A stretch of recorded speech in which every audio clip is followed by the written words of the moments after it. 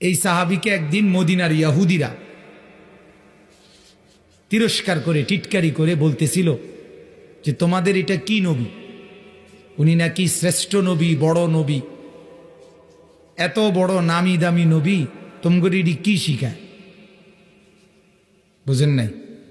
তো উনি বলছে কি শিখায় তুমি কও না কি সে কয়া পেশাব কেমনে করব, বাথরুমে বইব কেমনে, এইডিও কি শিখার লাগেনি?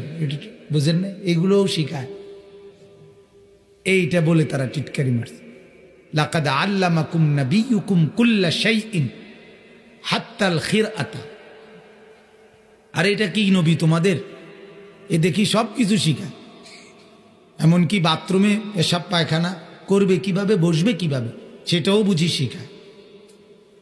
তাদের দৃষ্টিতে, ফাসেক কাফের বেঈমানের দৃষ্টিতে পেশাব